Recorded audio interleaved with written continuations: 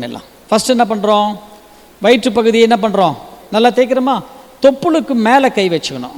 தொப்புளுக்கு மேலே அப்படி கையை வச்சுக்கிட்டு கண்களை மூடிக்கிட்டு எங்கேருந்து ஆரம்பிக்கணும், தொப்புளுக்கு மேலேருந்து ஆரம்பிக்கணும். அப்படியே ஒரு ரவுண்டு போகணும். நீங்கள் ரவுண்ட் பண்ணுறது இதை தான் பண்ணுறீங்க. நீங்கள் ஃபஸ்ட்டு இது தான் பண்ணுறீங்க.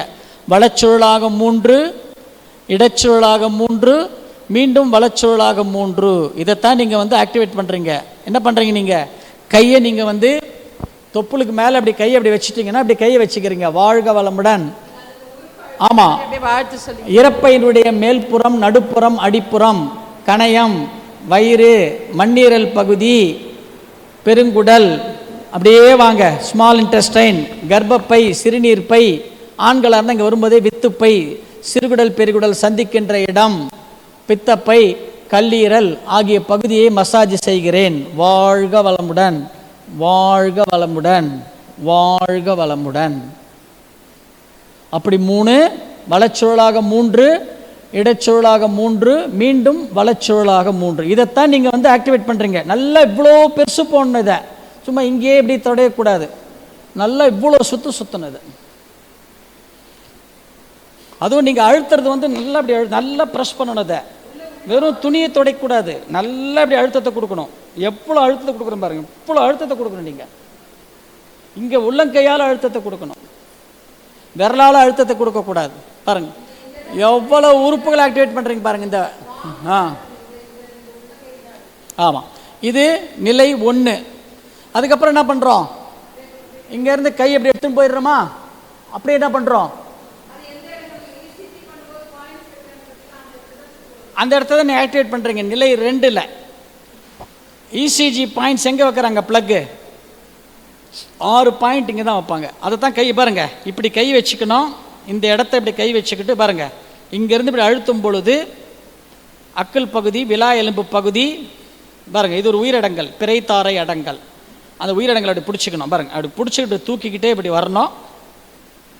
அக்கல் பகுதி, விலா எலும்பு பகுதி, ஆமாம் ஆமாம், நுரையீரல், இருதயம், அவ்வளோதான். கழுத்து, காலர் போன், ஆமாம், கழுத்து, காலர் போன், அக்கல் பகுதியை மசாஜ் செய்கிறேன். பாருங்க இங்கே வரும் பொழுது பெண்களுக்கு மட்டும் இந்த இடத்துல இது பாருங்க, இதோ இந்த இடம் இருக்கு பாருங்க, இந்த இடம்.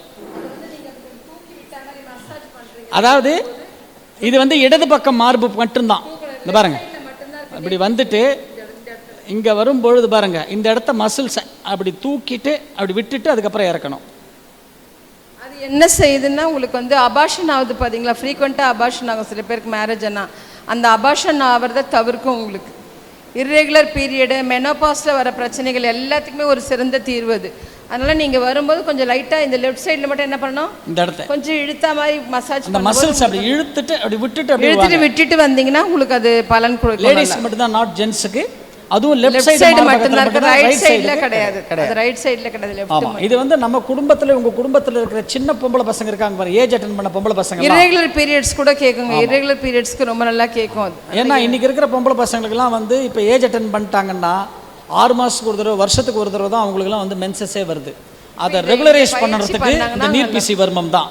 இதுதான் ப்ளஸ் திருமணம் ஆயிடுச்சுன்னா 3வது மாதம் 4வது மாதத்துலேயே கன்சீவ் ஆகணும்னா நீர்பிசி வர்மம் தான். ஏன்னா கருமுட்டையை நல்லா வளர்ச்சி அடைய செய்யும் நீர்பிசி வர்மம்.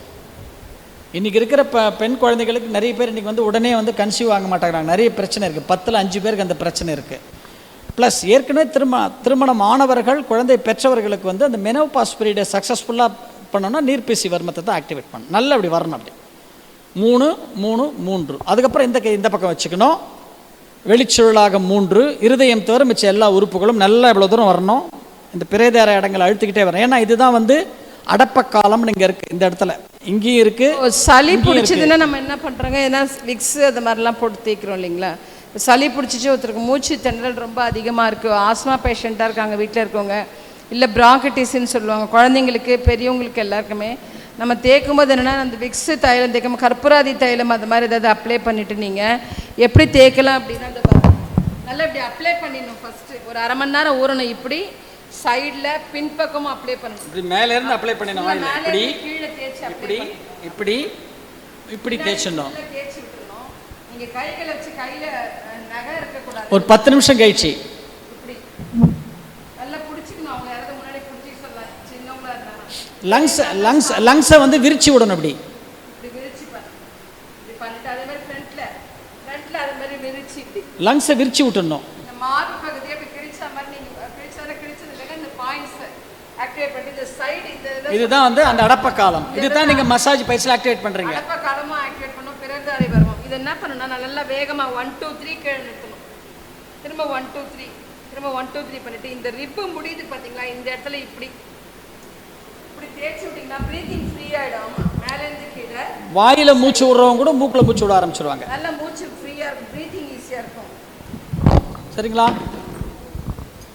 பாருங்க, பயிற்சி சின்ன பயிற்சி, ஆனால் அவருடைய நன்மைகள் எனார்மஸ் அட்வான்டேஜஸ் இல்லை. பாருங்க, 3 வந்து 9 9 9 சுத்தியாச்சா? அடுத்தது என்ன பண்ணுறோம்? காதுக்கு உள்ள, அந்த காதுக்கு உள்ளே சுத்தும் பொழுது என்ன நடக்குது பாருங்க.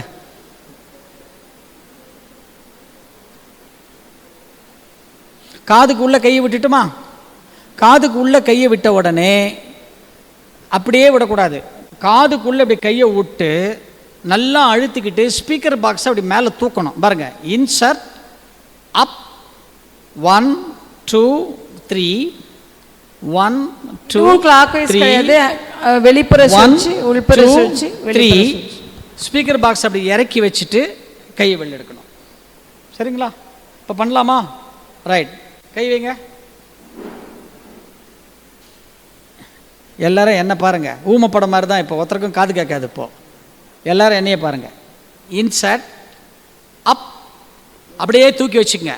1 2 3 1 2 3 1 2 3 கீழே இறக்கி வச்சிருங்க. இறக்கி வச்சுட்டு தான் எடுக்கணும். புரியுதுங்களா? இது வந்து காதுக்குள்ள ஜெல் இருக்கும். அந்த ஜெல் வந்து இம்பேலன்ஸ் ஆகிடும். எப்போ இம்பேலன்ஸ் ஆகுனா, வேகமாக குழந்தைய அடிக்கிறீங்க காதில், இது இப்போ கன்னத்தில் அரையும் போது பேலன்ஸ் ஆகலாம், இம்பேலன்ஸ் ஆகலாம். இல்லை தும்முறாங்க பார்த்தீங்களா, கண்டினியூ தும்மிட்டே இருக்கும்போது இம்பேலன்ஸ் ஆகிடும். இல்லைன்னா புறக்கேறும்போது இம்பேலன்ஸ் ஆகும். காஃப், ட்ரை காஃப் கண்டினியூவாக இருக்குன்னா, இருமிட்டே இருக்கும்போதும் காதில் வந்து அந்த மாதிரி இம்பேலன்ஸ் ஆகிடும். இம்பேலன்ஸ் ஆகிடுச்சுன்னா முதுகு பக்கம் வந்து எரிச்சல் இருக்கும். தண்டு விடத்தில் ஒரு எரிச்சல் இருக்கும். நம்மளை அறியாமல் ஒரு எரிச்சல் இருக்கும். நடந்தீங்கன்னா பள்ளத்தில் நடந்து கால் வைக்கிற மாதிரிலாம் நிறைய சிம்டம்ஸ் இருக்கும். அடிக்கடி தலை சுத்தல், வெற்றிகோன்னு சொல்லுவாங்களா, அந்த தலை சுத்தல்லாம் இருக்கும். அப்போ அதெல்லாம் இருக்குது அப்படின்னா நம்ம என்ன பண்ணணும், ஜெல்லு தான் ஏதோ ப்ராப்ளம் இருக்குது. காதில் இறைச்சல் கேட்டுக்கிட்டே இருக்கும், சவுண்டு ஒரு மாதிரி பூச்சி கத்துற மாதிரி சவுண்டு கேட்குது. அதுக்கெலாம் இந்த மூமெண்ட் வந்து நல்லா நீங்கள் கரெக்டாக கொடுத்தீங்கன்னா இந்த பிரச்சனை தீரும். அது மட்டும் இல்லாமல் என்ன ஆகும்னா, வேகஸ் நர்வ் சிஸ்டம்னு ஒரு சிஸ்டம் இருக்குது, வேகஸ் நர்வ்னு. அந்த வேகஸ் நர்வு வந்து அவ்வளோ முக்கியமான நர்வு. அது மூளையில் ஆரம்பித்து உடல் முழுவதும் அது போகுது. அப்போ அந்த ட்வின் நர்வுன்னு சொல்லுவாங்க, வேகஸ். இதுதான் நம்மளுடைய பிரெயினில் வந்து 10 இரட்டை நரம்புகள் இருக்குது. அதில் 10வது ட்வின் நர்வு தான் வேகஸ் நர்வ் சிஸ்டத்தினுடைய ஒரு பார்ட். அது என்ன பண்ணுன்னு கேட்டிங்கன்னா, அது பாருங்கள், பிரெயின்லேருந்து காதுக்கு வரும், காதிலிருந்து பாருங்க நுரையீரலுக்கு வரும், இருதயத்துக்கு வரும், ஜீரண மண்டலத்துக்கு வரும். எங்கெங்கெல்லாம் அதனுடைய லிங்க் வருது பாருங்க. நம்ம சுத்துறது எங்க? காதுல சுத்துறது. ஜெல் இம்பேலன்ஸ் சால்வ் பண்றது மட்டும் இல்லாமல் ஹார்ட்டோட பீட்டை 72 பீட்ஸ் பர் பீட் நிற்க வைக்கும். லங்ஸுக்கு வந்து நிறைய ஆக்சிஜனை கொடுக்கும். உணவை சப்த தாதுவாக மாற்றுவதற்கு தேவையான வேலைகளையும் செய்யும் இந்த ஒரு வேகஸ் நர்வ் சிஸ்டம் காதுக்கு உள்ள. அதைத்தான் நம்ம அங்கே கொடுத்துருக்குறோம். அடுத்தது என்ன பண்ணுறோம்? காதை மடலை எப்படி பண்ணோம்? கட்டை விரல் பின்னாடி போகணுங்கம்மா, காது நல்லா இழுத்து விடணும். காது செவுந்து போகிற கட்டை விரல் பின்னாடி போகணும். 4 விரல் முன்னாடி, கட்டை விரல் பின்னாடி. காது வலிக்க போதுமா? நல்லா இழுக்கணும், நல்லா இழுங்கம்மா. காது செவுந்து போகணும் நல்லா நீங்கள் இழுக்கும்போது. மேலிருந்து கீழாக நல்லா இழுங்க. சைடில் ரெட்டாவது பாருங்க காது, அதை மாதிரி கீழிருந்து மேலாக பாருங்க. எவ்வளோ பாயிண்ட்ஸ் ராஜ உறுப்புகள் சொல்லுவாங்க. நம்ம உடம்புல இருக்க 14 ராஜ உறுப்புகளுடைய பாயிண்ட்ஸ் காதுல முடியுது. அப்போ அந்த அளவுக்கு நீங்கள் ப்ரெஷர் கொடுத்து இழுக்கணும். புரியுதுங்களா? நல்லா இழுக்கணும். மேலிருந்து கீழாக, கீழிருந்து மேலாக நல்லா இழுங்கயா. திருப்பி மேலிருந்து கீழாக நல்லா இழுக்கணும். அதுக்கடுத்து என்ன செய்யணுங்க? நெத்தி போட்டு கட்டை விரல் பின்னாடி போகணுங்கம்மா. கட்டை விரல் காதுக்கு பின்னாடி, 4 விரல் முன்னாடி. பாருங்க எல்லா அக்குப்ரெஷர் பாயிண்ட்ஸும் உங்க காதுல பாருங்க. காதுல எவ்வளவு அக்குப்ரெஷர் பாயிண்ட்ஸ் இருக்கு பாருங்க காதுலயே. இது அத்தனை ஆக்டிவேட் ஆயிடும். காதுக்கு உள்ள வச்சு சுத்துறதுலயும் மேல பிடிச்சி இழுக்கிறதுலயும் எல்லா பாயிண்ட்ஸும் ஆக்டிவேட் ஆயிடும், அக்குப்ரெஷர் பாயிண்ட்ஸ். அடுத்தது என்ன பண்றோம்? நெத்தி பொட்டை நம்ம பண்றது எங்க? நெத்தி பொட்டு. நெத்தி பொட்டு எங்க இருக்குது? ஆள்காட்டி வரல உட்காதீங்க. நெத்தி பொட்டுன்னு எங்க காமிக்க கூடாது, கை வச்சு குத்த கூடாதுங்கம்மா. இந்த பாருங்க இந்த இடம் இருக்குல்ல மெத்துன்னு, அந்த அதுதான் போய் எங்க உட்காரு. பாருங்க கண்ணுனுடைய இது பாருங்க, அப்படியே கண்ணுல சென்டர் இருக்கு. இதானே சென்டர், இந்த ஐயினுடைய சென்டர் தானே. இங்கேருந்து அப்படியே அந்த சென்டர்ல இருந்து அப்படி வெளியில ஒரு இங்க எல்லாம் கிடையாது, இந்த கண்ணுல அப்படியே வெளியில கோடு போட்டீங்கன்னா இங்க உள்ள இருந்து இப்படி வெளியில ஒரு கோடு வாங்க வந்துட்டீங்களா, அந்த வெளிக்கோட்டில் கட்டை வரல வச்சிருங்க. அவ்வளோ. அதுதான் நெத்தி பொட்டு, நெற்றி பொட்டு. அங்கே எது வைக்கணும்? இது பாருங்க இந்த பஞ்சு மாதிரி அந்த இடத்துக்கு பேர் பூ நசுங்கா வர்மம்னு பேர். உங்கள் கையில் ஒரு பூவை கடுத்து நசுங்காமல் வச்சுக்கணும், எப்படி வச்சுப்போம் அந்த மாதிரி ரொம்ப சாஃப்டாக அழுத்தணும். ஏன்னா இந்த இடத்துல வந்து இங்கே எப்படி வேகஸ் பார்த்தோமோ அந்த மாதிரி நெத்தி பொட்டில் மினிஞ்சியல் நர்வ் சிஸ்டம்னு ஒரு சிஸ்டம் இருக்குது. மினிஞ்சியல் நீங்கள் போய் கூகுள் இதெல்லாம் டைப் பண்ணிங்கன்னா இருக்குது உங்களுக்கு, அதில் மெடிக்கல் டேர்ம்ஸ் எல்லாம் அதில் போட்டிருக்குது. மினிஞ்சியல் நர்வ் சிஸ்டத்தை நம்ம ஆக்டிவேட் பண்ணுறது என்னன்னா நம்ம மூளையில் அங்கே பாருங்க மெமரைன் எப்படி இருக்கு பாருங்க. பிரெயினில் நம்ம பிரெயின் இப்படி தான் இருக்கு. இந்த பிரெயினுக்கு மேலே அது இருக்கு பாருங்க, இதுதான் வந்து மெமரன். மெமரன் அப்படின்னா அது என்னன்னு கேட்டிங்கன்னா 3 லேயராக இருக்கிற ஒரு மெமரன் ஜவ்வு. அது முதல்ல பாருங்க முடி இருக்கும், ஸ்கின் இருக்கும், மண்டை ஓடு இருக்கும், அதுக்குள்ள மண்டலங்கள் இருக்கும், அதுக்குள்ள நியூரான்ஸு, அதுக்குள்ள ஒரு ஜவ்வு, அதுக்கீழே ஒரு ஜவ்வு, அதுக்கீழே ஒரு ஜவ்வு, அதுக்கீழே தான் அந்த மூளை. அந்த 3வது ஜவ்வு இருக்கு இல்லையா, அந்த 3வது ஜவ்வையும் மூளையையும் டச் பண்ணுறது தான் இது. அவ்வளோ சாஃப்டாக அழுத்தணும். பூ நசுங்கா வர்மம்னு சொன்னாங்க. அதை தான் உங்கள் கையில் பூவை கொடுத்துட்டா பூவை தொட்டும் பார்க்கணும், பூ நசுங்கவும் கூடாது. எப்படி தொடுவீங்க அப்போது? அவ்வளோதான். ஒரு நியூ பார்ன் பேபியை தொட்டால் ஹாஸ்பிட்டலில் போய் பார்த்தா எப்படி தொடுவீங்க? அந்த மாதிரி தொடணும் அந்த இடத்த. அவ்வளோ சாஃப்டாக தொடணும், அவ்வளோ சாஃப்டாக தொடணும் அந்த இடத்த. அதுதான் வந்து இது மட்டும் கிடையாது, இது நேராக வந்து ஸ்பைனல் கார்டில் இருக்கிற லிக்விடை வந்து டேமேஜ் ஆகாமல் பார்த்துக்குவேன் தான் மினிஞ்சியல் தான். ஸ்பைனல் கார்டில் இருக்கிற லிக்விட் டேமேஜ் ஆயிடுச்சுன்னா என்ன ஆகும்? கண்ணில் 2 கண்ணும் போயிடும், நமக்கு கண்ணு போயிடும். ஸ்பைனலுக்கு சிம்டம்ஸ் என்ன? தலையில் வந்து பெரிய பாறாங்கல்ல தீக்கு போடுற மாதிரி ஒவ்வொரு செகண்டும் தலையில் பாறாங்கல்ல தீக்கு போடுற மாதிரி ஒரு வலி வரும், விட்டு விட்டு போகும் ஒரு வலி. அதான் சிம்டம்ஸ். அதுக்கப்புறம் கண்ணை செக் பண்ணுவாங்க உடனே. இது வந்தாலே கண்ணை செக் பண்ணுவாங்க உடனே, டாக்டர்ஸ்க்கு தெரியும். அடுத்தது உடனே ஸ்பைனல் கார்டை செக் பண்ணுவாங்க. ஸ்பைனல் கார்டு லிக்விட் வந்து டேமேஜ் ஆகிருக்கும். ஸ்பைனல் கார்டு லிக்விடை வந்து டேமேஜ் ஆனதை வந்து ரெக்கவர் பண்ணுறதுக்கு என்ன பண்ணுவாங்க? சிம்பிள் தான். சிம்பிள். எக்ஸ்பென்சஸ்லாம் ரொம்ப கம்மி தான், இன்றைக்கி ரொம்ப சீப்பாகிடுச்சு. கண்களில் வந்து 7 ஊசி போடுவாங்க. ஒரு ஊசியினுடைய விலை 4000 ரூபாய். 7 ஊசி, 7 நாள் 28, 7 நாள் ஹாஸ்பிட்டலில் பெட்டில் இருக்கணும். ஒரு நாளைக்கு 3000 ரூபா ஹாஸ்பிட்டலுக்கு. 7 3 21, 28 21 49 ப்ளஸ் மாத்திரை மருந்து, டாக்டர் சார்ஜஸ் எல்லாம் சேர்த்து ஒரு வெறும் 75,000 தான். சரியாயிடும், வீட்டுக்கு வந்துடலாம். அதுக்கப்புறம் ஆமாம், அதுக்கப்புறம் பயிற்சியெல்லாம் முறையாக பண்ணணும். 75,000 ரூபாய் துட்டு இருக்குதுன்னா அந்த பயிற்சி பண்ண வேண்டாம் நம்ம. சரிங்களா? அவ்வளோ அற்புதமான பயிற்சி இந்த பயிற்சி. Right, okay, good. அடுத்தது பாருங்க, ஃபேஸ் என்ன பண்ணுறோம் நம்ம? ஃபேஸ் மசாஜ் பண்ணணும். ஃபேஸ் மசாஜ் எப்படி பண்ணுவோம்? வச்சுக்கிட்டு சரி, அப்புறம் அப்புறம் அவ்வளோதானே. இப்போ வீட்டுக்கு தானே போக போகிறோம், மேக்கப்லாம் கலைஞ்சா என்ன நமக்கு? சரி, ரைட். ஃபேஸ் மசாஜ் எப்படி பண்ணணும்னு பாருங்கள். நல்லா அழுத்தம் கொடுத்து செய்யணுங்கம்மா. கை வந்து நீங்கள் எவ்வளோ ப்ரெஷர் கொடுக்கணுன்றதுக்காக காமிக்கிறோம் பாருங்களேன். கை மேலே வைக்கிறாங்க, இங்கே பார்த்துக்கோங்க ஃபஸ்ட்டு பாருங்கள். கை பாருங்கள், இந்த வகுடு எடுக்கிறோம்ல, இது கிட்டக்க இருக்கணும். இங்கே அழுத்துறாங்க, கண்ணை அழுத்தக்கூடாது. இங்கே அழுத்தணும், இங்கே அழுத்தணும், இங்கே வரணும்.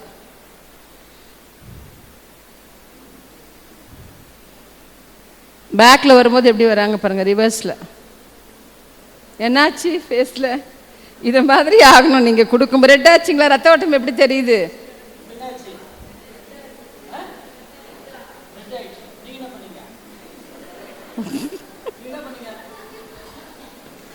மூக்கை மட்டும் துடைக்க கூடாதுங்கம்மா. அது நிறைய பேர் இல்லைல்ல, உங்கள் மேலே தவறு இல்லை. சொல்லி கொடுக்கும்போது சைனஸ் மசாஜ்னு கொடுக்குறாங்க. இது சைனஸ்க்கு கிடையாது. எத்தனை பாயிண்ட்ஸ் ஆக்டிவேட் ஆகுது பாருங்கள். இந்த இடத்துல கை இருக்கணும். எதுக்கு சொல்கிறோம்னா, இந்த இடம் இருக்குது பார்த்தீங்களா, இந்த இடம் வந்து பட்சிநேர் வர்மம்னு பேர். இங்கே எங்கே குங்குமம் வைக்கிறோம்? யார் குங்குமம் வைக்கிறோம்? திருமணமானவங்க தானே வைக்கிறோம். எப்போ வைக்கிறோம்? திருமணத்தை அன்னைக்கு கணவர் கொண்டு வந்து இங்கே வைக்கிறார். ஏன் வைக்கிறார்? இந்த இடத்துக்கு பேர் பட்சிநேர் வர்மன் பேர். இந்த இடத்துக்கு திளர்த்த காலம்னு பேர். இந்த இடத்துக்கு பட்சி வர்மம் பேர். இதுக்கு பட்சிநேர் வர்மம்னு பேர். இந்த பட்சிநேர் வர்மம் இந்த கோடுக்கு பேர் என்னங்க? என்ன சொல்வீங்க? இங்கே வகுடுன்னு சொல்லுவோம். சீமந்தம், இதுக்கு பேர் சீமந்தம். நமக்கு ப்ரெக்னெண்ட்டாக இருக்கும்போது பண்ணுற ஃபங்க்ஷன் பேர் சீமந்தம் இல்லை, இதுக்கு பேர் சீமந்தம். இருக்கிறத விட்டோமோ அப்போவே நமக்கு கர்ப்பப்பை பிரச்சனைகள் ஆரம்பிச்சு. நாங்கள் எங்கள் சென்டருக்கு வர பிள்ளைங்களுக்கு சொல்கிறது, தயவு செஞ்சு வகுடு எடுத்து வாருங்க. இந்த வகுடு எடுத்து வரும்போது நிறைய பாயிண்ட்ஸ் ஆக்டிவேட் ஆகுது. அதனால கணவர் இங்கே வச்சு தினம் அந்த புள்ளியை நம்ம குங்குமம் வைக்க வைக்க என்னது, கர்ப்பப்பை நல்லா சுருங்கி விரிகிற தன்மை ஈஸியாக இருக்குங்கம்மா. நார்மல் டெலிவரிக்கு இங்கே தான் பாயிண்ட்ஸ் இருக்குது, பட்சிநேர் வர்மம் தான். அப்போ இந்த இடத்துல வரும்போது பாருங்கள், முகம் சார்ந்த நெத்தி சார்ந்த 3 வர்மம் இருக்குது. மூக்கில் இந்த கண்ணாடி காலம், சைனஸ் பாயிண்ட்லாம் இந்த இடத்துல அப்படியே தேய்ச்சிக்கிட்டே இப்படி வரும்போது இந்த இடத்துல சன்னி வர்மம்னு இருக்குது. இது என்ன, முகவாதத்தை உங்களுக்கு குறைக்கும். நீங்கள் கன்னத்தில் சின்ன வயசில் நீங்கள் பேரலிசிஸ் வந்தவங்க ஹிஸ்ட்ரி எடுத்து பார்த்தீங்கன்னா உங்கள் கன்னத்தில் நிறைய அடி வாங்கியிருப்பாங்க. அதுதான் கன்னத்தில் அடிக்காதுன்னு பெரியவங்க சொல்கிறது. அதை அடியை வாங்கி வச்சுக்கோ. ஒரு 40-50 வயசு குளிர்காலத்தில் என்ன பண்ணோம், அந்த வர்மம் வந்து அந்த நரம்பு அப்படி ஒரு புடி இழுத்து இப்படி விட்டுடுச்சுன்னா அவங்களுக்கு வாய் ஒரு மாதிரி போய்டும், கண்ணு நில குத்தினிடும். அந்த மாதிரி பிரச்சனை வராமல் இருக்கிறதுக்கு தான் மேலேருந்து கீழே என்ன பண்ணணும், கண்ணை அழுத்தக்கூடாது, நெத்தியை அழுத்தணும், இந்த இடத்த அழுத்தணும். நீங்கள் சைனஸ்க்கு தனியாக நீங்கள் உங்களுக்கு ரொம்ப தொடர் தும்மல் இருக்குது, ரொம்ப மூக்கு குடையுதுன்னா அப்போ நீங்கள் மேலே கீழே என்ன பண்ணலாம், இந்த மாதிரி 30 தடவை இழுத்திங்கன்னா சூடாகி அந்த ஃபில்டர் நல்லா வேலை செஞ்சு தும்மல் நிற்கும். அது தனியாக செஞ்சுக்கோங்க. ஃபேஸ் மசாஜ் பண்ணும்போது நல்லா மேலேருந்து கீழே வரணும். உங்கள் புக்கிலே போட்டிருக்க பாருங்கள், 3 தடவை மேலேருந்து கீழே இருக்கிறோமா, கீழேருந்து மேலே போகும்போது இப்படி போயிட்டு கைகள் காதுகளின் பக்கம்னு இருக்கு, இப்படி வரணும். இங்கேருந்து 4 வரை இப்படி போதுங்கம்மா. போயிட்டு காது ஓரமாக அது சுண்ணாம்பு காலம், பொய்கை காலம், பொரிச்சான் காலம், உதிர காலம், ஒட்டு வர்மம் இப்படி வரணும். 2 கையும் நம்ம மைக்கு பிடிச்சிருக்கதால் ஒரு கையிலும் சரி, 2 கையும் இந்த பாருங்க பண்ணுறாங்க பாருங்க, இப்படி வந்து 2 கையும் இப்படி வரணும். இப்படி வரும்போது என்ன ஆகும்னா, நீங்கள் வயசாக நம்ம குரலில் ஒரு நடுக்கம் வருது பார்த்தீங்கன்னா, டோன், உங்களோட டோன் சேஞ்சே ஆகாது. வயசானவங்க பேசும்போது கொஞ்சம் உதற மாதிரி இருக்கலாம், அந்த உதறாது ஒன்று. அப்புறம் திக்குவாய், குழந்தைங்களுக்கு கொஞ்சம் திக்குவாய் இருக்குது, இல்லை ஒரு புதுசாக ஒரு ஸ்டேஜ் ஃபியர் இருக்குது, ஒருத்தர்கிட்ட பேசும்போது சிலருக்கு டக்குன்னு வார்த்தைங்க வராது, அந்த மாதிரி பிரச்சனைகள் இருக்கவங்களுக்குலாம் இந்த உதிர காலம், ஒட்டு வர்மம் வேலை செய்யும். பேசுகிற ஸ்பீச் தெரப்பிக்கு போகிறாங்களா, அதுக்கு எல்லாத்த விட தைராய்டுக்கு, ஹைப்போ தைராய்டு, ஹைப்பர் தைராய்டுக்கு ரொம்ப உபயோகமாக இருக்கும். அப்போ நல்லா கைகளை கொண்டு போகணும். 2 கைகளும் காதில் பக்கமாக வந்துட்டு இப்படி வந்து விடணும். இப்படி தான் மசாஜ் செய்யணும், சரிங்களா? அப்போ மசாஜ் இத்தனை நாள் நீங்கள் வேறு மாதிரி பண்ணதை விட கொஞ்சம் கரெக்ட் பண்ணிக்கோங்க. குழந்தையின்மை பிரச்சனை இருக்குது, இர்ரெகுலர் பீரியட் இருக்குன்னா பிள்ளைங்களை கொஞ்சம் வகுடு எடுத்து வார சொன்னீங்கனாலே, மரசீப்பு இப்போ கிடைக்குது, வச்சு நல்லா 2 வேளை 50 முறை தலையை வாரணுன்றாங்க. முடி கொட்டுதுன்னு கேட்குறோமே, முடி கொட்டுறதுக்கு மரசீப்பு வச்சு 50 தடவை நல்லா அக்கு ப்ரெஷர் மாதிரி தலை ஃபுல்லாக வாரினாலே முடி நல்லா வளரும், தெரியுங்களா? அவசரமாக பின்னி அப்படியே ஒரு ரோப் போட்டு ஓடி போகிறோம் நம்மலாம், இல்லையா? இப்போ இதெல்லாம் பாயிண்ட்ஸ் அந்த காலத்தில் நம்ம முன்னோர்கள் ரொம்ப கரெக்டாக எல்லாமே செஞ்சாங்கம்மா. அது கரெக்டாக செஞ்சாலே நமக்கு நல்லா. இப்போ இந்த ஃபேஷியல் பாயிண்ட்ஸ்லாம் பார்த்தீங்களா, தைராய்டு கிளாண்ட் பாருங்கள், நீங்கள் பண்ணுறது முகத்தில் எது ஆக்டிவேட் பண்ணுது, thyroid gland, bowels, pancreas, lungs, spleen, stomach, liver, lymphatic, அதுக்கப்புறம் வந்து டைஜஸ்டிவ் ப்ராசஸ், அதுக்கப்புறம் வந்து facial skin, colon, kidneys, pituitary gland and reproductive organs, அப்புறம் மென்டல் அலர்ட்னஸ் பாருங்கள், நர்வ் சிஸ்டம். ஃபேஸ் மசாஜில் கிட்டத்தட்ட 19 வர்மா பாயிண்ட் ஆக்டிவேட் ஆகும் ஃபேஸ் மசாஜ், இன்க்ளூடிங் கான்ஸ்டிபேஷன், அது கூட சரியாயிடும். நீங்கள் பண்ணுறது ஃபேஸ் மசாஜ் ப்ளஸ் பெராலிஸ், முகவாதம் சொன்னாங்க இல்லையா, அப்போ அதையும் ஆக்டிவேட் பண்ணோம் இந்த ஃபேஸ் மசாஜ், சரிங்களா? Right, good. அடுத்தது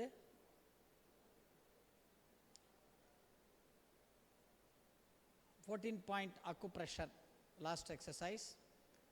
அதில் பாருங்கள் என்னென்ன வர்மா பாயிண்ட்ஸ்லாம் ஆக்டிவேட் ஆகுது. முடிச்சு வர்மம், நேர்வர்மம், உரிமைக்காலம், அன்னக்காலம், வலமூத்திர காலம், அடுத்தது வந்து உறுதிக்காலம், அஸ்தி சுருக்கி, முன்புற சுற்றி வர்மம், கொடி சுற்றி வர்மம், முண்டல் வர்மம், பல்ல வர்மம் வலது, முண்டல் வர்மம், பல்ல வர்மம் இடது, 2 பக்கமும். மகராசனத்துலேயும் ஆக்டிவேட் ஆகும். சடப்பிடர் வர்மம், இடப்பக்கம் மூத்திர காலம். ரைட், இங்கே கொடுத்துருக்கோம் பாருங்கள். 14 பாயிண்ட் அக்கு ப்ரெஷர்னால் என்ன கொடுத்துருக்கோம் பாருங்கள். நம்ம உடம்பில் வந்து எவ்வளோ நரம்புகள் இருக்குதுன்னு சொல்கிறோம்? 72,000 நரம்புகள் எங்கெங்கே இருக்குது தெரியுமா நமக்கு?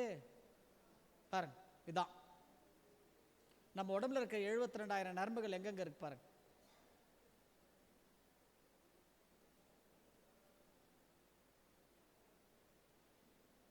இதுதான்